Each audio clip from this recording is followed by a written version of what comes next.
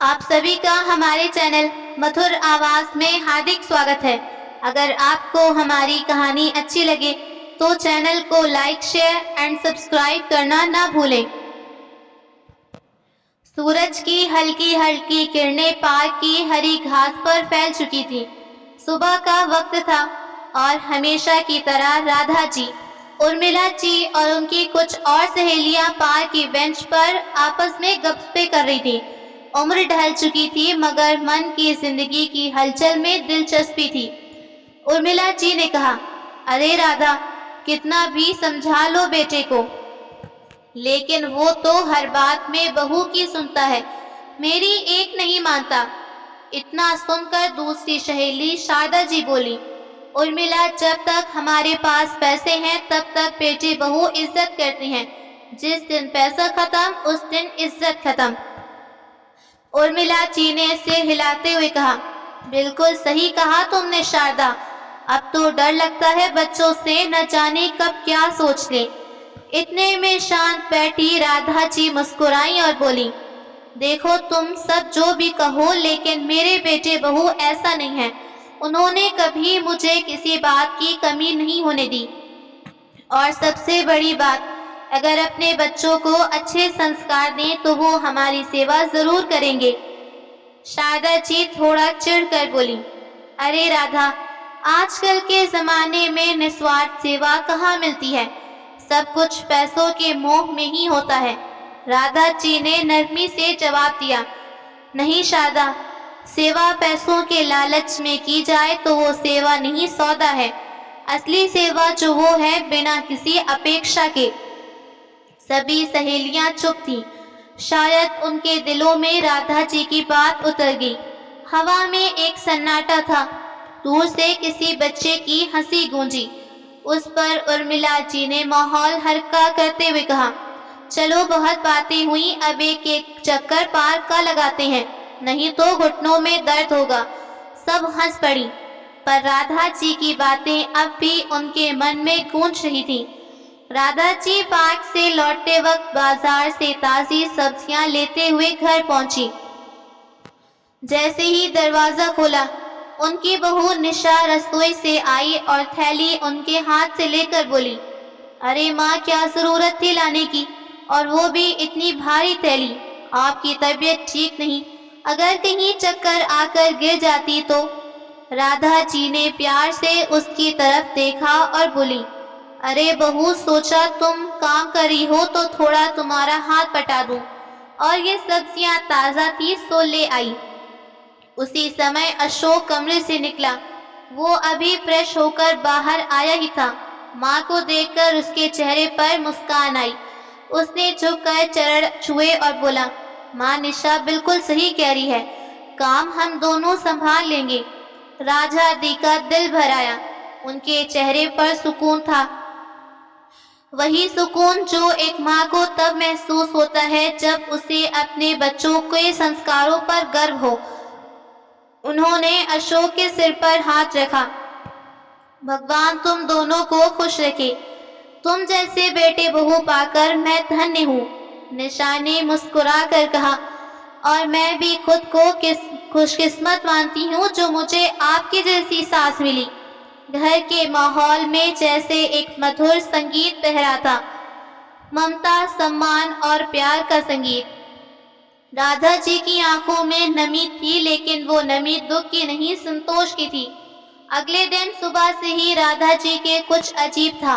घर में सब सामान्य था, लेकिन निशा बार बार रसोई और फोन के बीच चक्कर लगा रही थी। अशोक भी थोड़ी देर में घड़ी देखता। राधा जी कुछ पूछती तो दोनों मुस्कुरा कर टालते। दोपहर के 2 बज रहे थे। राधा जी अपने कमरे में आराम कर रही थी कि उनका पोता आरव खींचता हुआ आया। दादी, जल्दी चलो। राधा जी हैरानी से उठी और लॉबी में आई तो देखा घर हल्के फूलों से सजा था। केक टेबल पर रखा था और निशा और अशोक के चेहरे पर मुस्कान थी।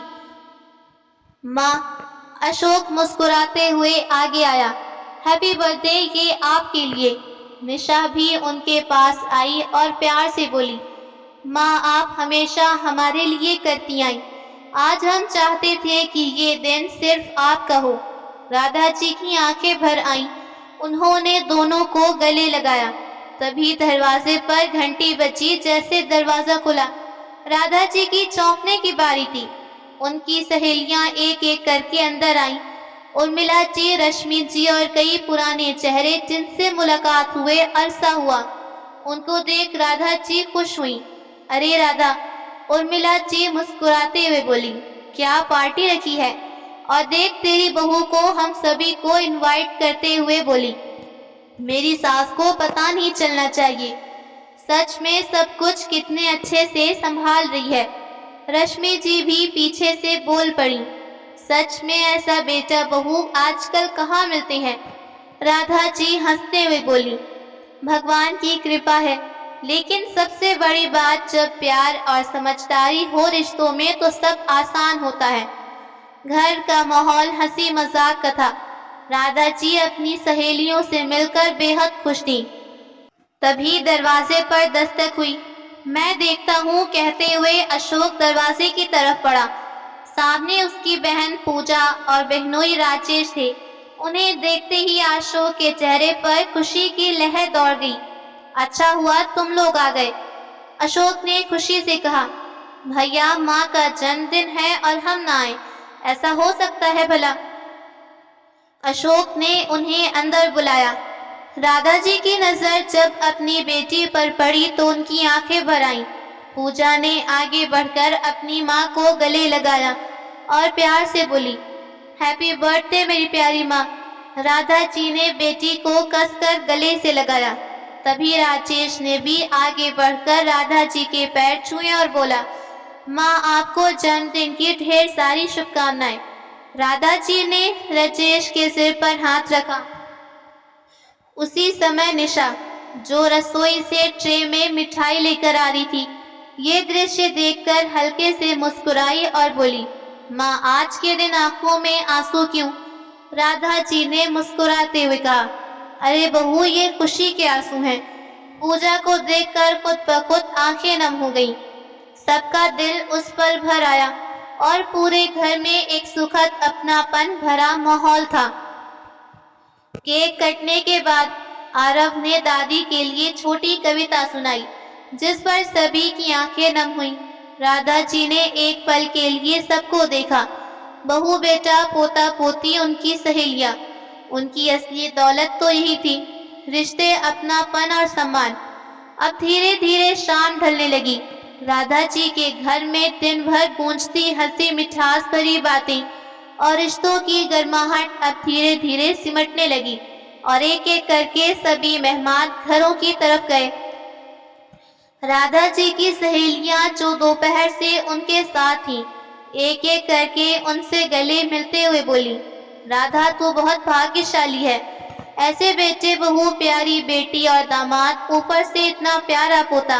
राधा जी मुस्कुराते हुए ये बोली, बस भगवान की दया है। पूजा और राजेश भी अब विदा लेने को तैयार थे। माँ, आज का दिन बहुत अच्छा रहा। हर साल तुम्हारा जन्मदिन ऐसे ही हम सब साथ में मनाएंगे। राधा जी ने पूजा के माथे को चूमते हुए कहा, बस यूं ही आते रहना और खुश रहो। राजेश ने हाथ जोड़कर फिर से उन्हें प्रणाम किया और अशोक उन्हें दरवाजे तक छोड़ने गया। सब रिश्तेदार जा चुके थे और उनका छोटा सा पोता, जो थोड़ी देर पहले सो गया था, निशा ने घर समेटना शुरू किया। राधा जी बालकनी में थी, ठंडी हवा थी, चेहरे पर सुकून था। निशा उनके पास आकर बैठ गई और उनका हाथ हाथ में थामते हुए बोली, माँ जी, आपने हमारे लिए जो कुछ किया उसके सामने तो ये बहुत छोटा है। हम बस चाहते हैं कि आप हमेशा मुस्कुराती रहें। अशोक भी वहाँ आया। माँ, निशा सही कह रही है, आप खुश रहिए। और जब पूजा और राजेश आए तब तो आपकी आंखों में आंसू भी थे। बेटी को देखकर आंखें भीग जाती हैं और दिल भी भर आता है। आखिर माँ होना। घर का माहौल एक बार फिर स्नेह और अपनत्व से भरा, मानो ईश्वर का धन्यवाद करी हो कि उनके जीवन की संध्या ऐसी रोशनी से भरी रहे। लेकिन दोस्तों, जो कुछ आज दिखा, क्या वो सच में उतना सुंदर था जितना राधा जी को महसूस हुआ, या फिर कहीं ये सब दिखावा था? चलिए जानते हैं आगे की कहानी के बाद। 2 दिन बाद रात के 10 बजे घर में कोना शांत था। बस राधा जी के कमरे से आरव की हंसी मीठी आवाजें थीं। और फिर क्या हुआ दादी? आरव ने उत्सुकता से पूछा। फिर वो राजा अपनी माँ के कहने पर सारे काम छोड़कर घर लौट आया। इतना कहते कहते उन्होंने एक पल के लिए ठहरकर आरव से कहा, अपने मम्मी पापा को बोल दो, दादी ने बुलाया है। आरव खुशी से बोला, अभी बुलाता हूँ, और दौड़ता हुआ मम्मी पापा की ओर भागा। अशोक और निशा अपने कमरे में थे। जैसे ही आरव आया वो बोला, पापा मम्मी दादा ने बुलाया है। इतना बोल आरव दादी के कमरे में गया। दोनों एक दूसरे को देखकर हैरान हुए। इतनी रात को माँ ने क्यों बुलाया होगा? निशा भी थोड़ा चिंतित होते हुए बोली, कहीं तबीयत तो नहीं खराब हो गई? वो दोनों जल्दी से राधा जी के कमरे की ओर बढ़े। जैसे ही दरवाजा खोला, राधा जी मुस्कुराते हुए बोली, और आरव तकिए से खेल कर रहा था, क्या हुआ माँ, आप ठीक है ना? हाँ माँ जी, तबीयत तो ठीक है ना? निशा ने भी धीरे से पूछा। उसके चेहरे पर फिक्र साफ झलक रही थी। राधा जी हंस दी, अरे मुझे कुछ नहीं हुआ, बस एक जरूरी बात याद आ गई इसलिए बुला लिया। निशा, जो अब तक राहत की सांस ले चुकी थी, धीरे से मुस्कुराई, लेकिन उसकी नजर अशोक की ओर गई, जैसे कुछ समझाना चाह रही हो कि आखिर माँ जी जो इतनी रात को क्या याद आया। राधा जी उन्हें बैठने का इशारा किया, फिर उनके चेहरे पर गंभीरता आई जो थोड़ी देर पहले नहीं थी। राधा जी धीरे से उठी, अलमारी से चाबी घुमाई। उन्होंने अलमारी के लॉकर से छोटा सा लाल रंग का मखमली बॉक्स निकाला, जिसमें उनके गहने और कुछ जरूरी कागजात थे। उस बॉक्स को राधा जी ने पलंग पर रखा और सहेजते हुए खोलने लगी। निशा और अशोक चुप थे, ये सब हैरानी से देख रहे थे। राधा जी ने निशा की ओर देखा और वो बॉक्स उसकी तरफ बोली, ये मेरे गहने हैं, मैंने इन्हें सालों से संभाला, लेकिन अब ये मुझसे नहीं संभाले जाते। मैं तुम्हारे हवाले करती हूँ, ये तुम्हारी जिम्मेदारी। निशा की आंखें भर आईं। उसने धीरे से वो बॉक्स थामा, जैसे राधा जी ने कोई विरासत सौंपी। इसके बाद राधा जी ने एक लिफाफा निकाला और अशोक की ओर बढ़ाया। ये घर तेरे नाम किया, मैं नहीं चाहती कि मेरे बाद तुझे किसी चीज के लिए सोचना पड़े। अशोक के हाथ कांप गए वो लिफाफा लेते हुए। उसकी आंखों में आंसू थे। भर्राए गले से बोला, माँ इसकी क्या जरूरत है, ये तो आपका है, आप इस घर की असली मालिक हैं। राधा जी मुस्कुराई, लेकिन उनकी मुस्कान में माँ का अनुभव और त्याग झलक रहा था। फिर थोड़ा रुक कर कहा, कानूनन वाली प्रॉपर्टी वो मैंने पूजा के नाम की, दोनों बच्चे बराबर हैं। निशा की आंखों से आंसू बहे। उसने राधा जी का हाथ अपने हाथ में लेते हुए कहा, माँ जी हमें बस आपका आशीर्वाद चाहिए, ये नहीं चाहिए। दादाजी ने निशा के सिर पर हाथ फेरा।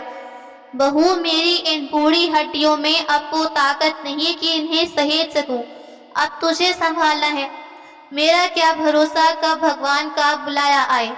अशोक भावुक हो गया, बोला, माँ दोबारा ऐसी बात मत करना, आपको मेरी कसम।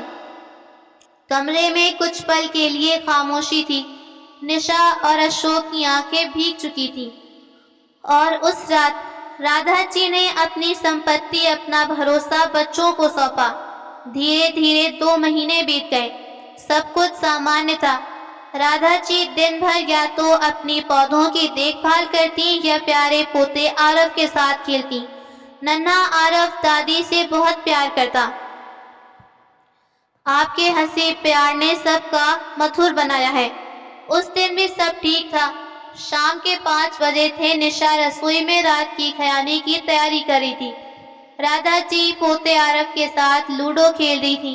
दोनों हंसते हुए अपनी चाल चले। आरव बेटा, देख अब दादी तुम्हें हराने वाली हैं। राधा जी ने मुस्कुराते हुए कहा। नहीं दादी, इस बार तो आरव जीतेगा, आरव ने मासूमियत से कहा। राधा जी हंसते हुए पानी का ग्लास उठाने लगी। उनका हाथ कांपने लगा। पानी का ग्लास उनके हाथ से छूट कर गिरा। राधा जी एकदम से बिस्तर पर लुढ़क गई। आरव घबरा गया। दादी की आंखें खुली थीं पर कोई प्रतिक्रिया नहीं थी। अजीब तरीके से उनका हाथ मुड़ा था। दादी, दादी। आरव ने घबराकर उन्हें हिलाने की कोशिश की लेकिन कोई जवाब नहीं मिला। वो भागता हुआ रसोई की ओर गया। मम्मी जल्दी चलो, दादी को कुछ हो गया है। आरव की आवाज कांप गई और चेहरा डर से सफेद। निशा जो गैस बंद कर रही थी, बेटी की हालत देखकर घबरा गई। उसने बिना समय गंवाए दौड़ते हुए सास की कदम बढ़ाया। कमरे में पहुंची, उसका दिल बैठ गया। राधा जी बेहोश सी कमरे में पड़ी थी। उनका एक हाथ मुड़ा था, चेहरा ढलका हुआ था, आंखें खुली होने के बावजूद भावहीन थी। माँ जी, निशा चीख पड़ी और उनके पास जाकर बैठ गई। माँ जी, क्या हुआ आपको? उसने राधा जी को हिलाने की कोशिश की लेकिन कोई प्रतिक्रिया नहीं मिली। निशा का दिल कांप गया। वो कांपते हाथों से मोबाइल उठाकर डॉक्टर को फोन करने लगी। आवाज कांप रही थी लेकिन खुद को संभालने की कोशिश कर रही थी। डॉक्टर साहब प्लीज जल्दी आइए, मेरी सास की तबीयत अचानक खराब हो गई। वो कुछ बोल नहीं रही, बस आंखें खुली हैं और शरीर सुन्न। उधर से डॉक्टर ने कहा, मैं 5 मिनट में पहुंचता हूँ, आप उन्हें हिलाने डुलाने की कोशिश मत कीजिए। निशा ने फोन काटते ही अशोक को कॉल किया जो ऑफिस में था। अशोक प्लीज जल्दी घर आओ, माँ को कुछ हो गया है, बेहोश पड़ी हैं। आवाज सुनते ही अशोक का दिल बैठ गया। उसने बिना कुछ कहे फोन काटा और तेजी से घर के लिए निकल पड़ा। उधर आरव रोते हुए बार बार बोल रहा था, मम्मी दादी को क्या हुआ, उठ क्यों नहीं रही? मैं तो सिर्फ खेल रहा था। निशा ने आरव को सीने से लगाते हुए कहा, कुछ नहीं हुआ, दादी बस थक गई हैं, अभी ठीक हो जाएंगी। थोड़ी देर में डॉक्टर आ गया। उसने राधा जी की जांच की। लगता है इन्हें हल्का स्ट्रोक आया है, हमें इन्हें अस्पताल लेना होगा। अशोक भी तब तक घर पहुंच चुका था। उसने डॉक्टर की बात सुनते ही माँ को गोद में उठाया और गाड़ी तक लिया। निशा भी तेजी से कुछ जरूरी सामान लेकर उनके पीछे दौड़ी। आरव को पड़ोस की आंटी के पास छोड़ते हुए निशा की आंखें भर आईं। क्या राधा जी अब पहले जैसी हो पाएंगी? आइए जानते हैं आगे की कहानी में। अस्पताल पहुंचते ही डॉक्टरों की टीम ने राधा जी को तुरंत इमरजेंसी वार्ड में ले लिया। अशोक और निशा बाहर खड़े थे। उनके चेहरे पर चिंता की लकीरें गहरी थीं। उनकी निगाहें लगातार दरवाजे पर थीं जहां मां जीवन और मृत्यु के बीच थी। करीब आधे घंटे बाद डॉक्टर से आए। निशा और अशोक का दिल धड़क उठा। डॉक्टर साहब, मेरी माँ कैसी है? अशोक ने घबराई आवाज में पूछा। डॉक्टर ने गंभीर स्वर में कहा, इन्हें स्ट्रोक आया है, यानी पैरालिसिस अटैक। हमने इलाज शुरू किया है पर अभी हमें कुछ दिन अस्पताल में रखना होगा। दवाइयों और फिजियोथेरेपी से धीरे धीरे सुधार आ सकता है, लेकिन कितना समय लगेगा पता नहीं। निशा की आंखों से आंसू बहने लगे। अशोक ने अपनी पत्नी का हाथ थामा। डॉक्टर साहब, क्या हम उन्हें देख सकते हैं? डॉक्टर ने सिर हिलाकर इजाजत दी। दोनों धीरे धीरे कमरे की तरफ बढ़े।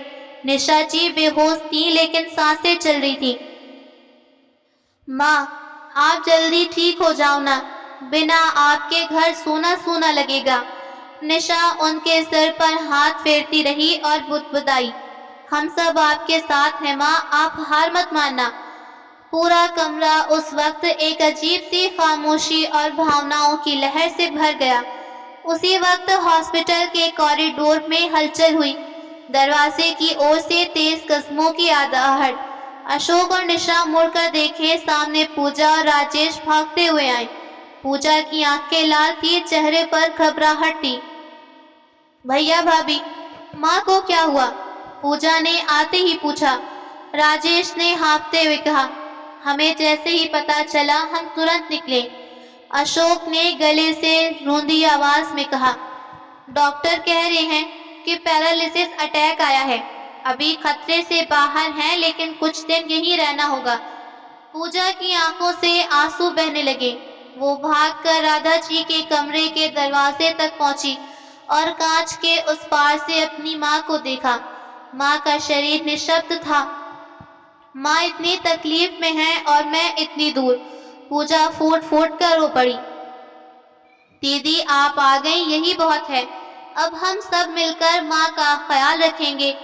राजेश भी अशोक के पास आया। उसके कंधे पर हाथ रखते हुए बोला, भाई साहब आप अकेले नहीं हैं, हम सब हैं, माँ ठीक हो जाएंगी। उस पर हॉस्पिटल का वो छोटा कॉरिडोर एक परिवार की भावनाओं, रिश्तों और दुआओं से भर गया और उस पल सबका एक ही मकसद था, माँ जल्दी से ठीक हो जाए। 2 घंटे बीत चुके। अस्पताल के कमरे में हल्की हल्की मॉनिटर की आवाज थी। अचानक राधा जी की पलकें धीरे धीरे खुली। पास बैठी निशा ने देखा तो राहत की सांस ली। माँ जी, उसके मुंह से बस इतना ही निकला। डॉक्टर को बुलाने दौड़ी। डॉक्टर ने जांच की और सिर हिलाते हुए कहा, अभी इन्होंने होश पाया लेकिन मुंह टेढ़ा है और बोलने में दिक्कत होगी, समय लगेगा, पर अगर सही देखभाल हो तो सब बेहतर हो सकता है। इस बीच राधा जी की निगाहें इधर उधर किसी को तलाश रही थी। कमरे में अशोक, निशा, पूजा, राजेश थे। पूजा ने माँ को होश में देखा। उनका हाथ अपने हाथ में लिया और भर आई आवाज में बोली, माँ आपने हमें डरा दिया था। राधा जी की आंखें पूजा और राजेश को सामने देखकर नम हो गई। उनका गला कुछ कहने लगा लेकिन शब्द नहीं निकले। उनकी आंखों से आंसू की 2 बूंदें निकली जिनमें माँ का ममता, दर्द और अपार प्रेम था। राजेश ने आगे बढ़कर कहा, राधा जी के पैरों के पास बैठा, माँ जी आप चिंता मत कीजिए, आप जल्दी ठीक हो जाएंगी। राधा जी की आंखें लगातार बेटी, दामाद, बहू पर थी और उस पल पूरे परिवार के बीच सिर्फ एक एहसास, प्यार, डर और एक दूसरे के लिए चिंता। पूजा की आंखों में आंसू थे। वो बगल में खड़े भाई अशोक का हाथ थामते हुए बोली, माँ भाई ठीक तो हो जाएंगे ना? अशोक की आंखें लाल थी पर वो खुद को संभालते हुए बोला, पूजा डॉक्टर कह रहे हैं कि उन्हें पैरालिसिस अटैक आया है। अब ये कहना मुश्किल है कि वो पूरी तरह कब तक ठीक होंगी। हो सकता है 2 महीने में, हो सकता है 2 महीने लग जाएं। पूजा का रोना रुक नहीं रहा था। वो वहीं बेंच पर बैठ गई। राजेश ने पूजा के कंधे पर हाथ रखा, हमें हिम्मत रखनी होगी, माँ को कुछ नहीं होगा, हम सब मिलकर उनका पूरा ख्याल रखेंगे। अशोक डॉक्टर से बात करके वापस आया ही था कि पूजा धीरे से बोली, भाई आज रात मैं यहीं रुक जाती हूँ। निशा जो अब तक चुपचाप खड़ी थी थोड़ा आगे बढ़कर पूजा के पास आई और कंधे पर हाथ रखते हुए बोली, नहीं पूजा, तुम और राजेश घर जाओ, वहाँ आरव अकेला है, उसे तो मैंने सामने वाली आंटी के घर छोड़ा है, रात भर वहाँ नहीं रुकेगा। पर भाभी, माँ, निशा ने प्यार से उसका हाथ थामते हुए कहा, मैं हूं ना, तुम निश्चिंत रहो, मैं पूरी रात जागती रहूंगी, तुम सुबह आ जाना। पूजा ने एक बार माँ को देखा, फिर वो और राजेश धीरे धीरे अस्पताल से निकले। मन भारी था लेकिन दिल में भरोसा कि माँ के पास बेटे बहू हैं। दोस्तों, कहानी एक बेहद भावुक मोड़ पर आई। राधा जी को अचानक पैरालिसिस अटैक आया और वो इस पर अस्पताल में है। शरीर ने साथ छोड़ा लेकिन आंखों में एक आस है। अब सवाल ये है कि क्या अशोक और निशा रात तक बेइंतहा मोहब्बत करते आए हैं?